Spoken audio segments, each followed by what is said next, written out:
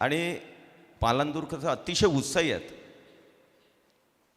आणि उत्साही असण्याबरोबरच एक व्हिजनरी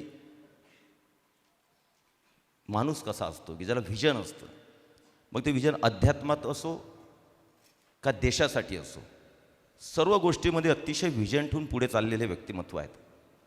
त्यांना सपोर्ट करणारी सगळे त्याच प्रकारचं काम करतायत. आणि मला त्यांनी सांगितलं, मला माहिती नव्हतं, खडसे आमच्या काकांचा मुलगा इथं गणेश खडसे जो आहे त्या इन्स्टिट्यूटमध्ये किंवा अकॅडमीमध्ये चांगलं काम करतो का सांभाळतो आहे. अतिशय अभिमान आहे की मला त्यांनी फोटो पण दाखवला सकाळी की गणेश एवढासा होता, मी जेव्हा 2004मध्ये आमदार झालो एवढा छोटासा होता आणि तिथं शिकत होता. मी तिथं भेट द्यायला गेलो, आमदार होता बरोबर दर्शन घ्यायला संत गुलाबबाबांचं. तर तो मला भेटला, काका काका आम्हाला एक शिक्षक द्या ना. शिक्षक नाही आहे आमच्याकडे, शिक्षक द्या. म्हटलं चला आपण आत्ताच निवडून आलो ना, तर शिक्षक नाही आहे, हा मुलाला शिक्षक किती आवड असते. आणि मी त्याला म्हटलं ठीक आहे लगेच करतो. आणि एकच्या ऐवजी 2 शिक्षक त्याला दिले त्याच्या स्कूलमध्ये.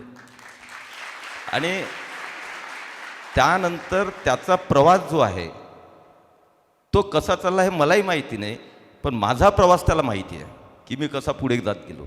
पण त्याचा प्रवास मला माहीत नव्हता, तर आज उलगडला. सरांनी सांगितलं की तो तेव्हापासून इथं दत्तक घेतला, तो इथंच आहे आणि आता हे सगळ्या गोष्टी सांभाळण्याचं काम त्याच्याकडे अतिशय, मी सांगतो की अशा प्रकारची मानसिकता ठेवणे, अशा प्रकारचा विचार करणारे लोक या देशामध्ये खूप कमी आहेत. पण जे विचार करतात ते पालांदूकर सर सारखे आहेत की जे या प्रकारचा मानसिकता ठेवतात, विचार करतात, संवेदना स्वतःच्या मनामध्ये ठेवतात आणि अशाही मुलामुलींना पुढे नेण्याचं काम करतात.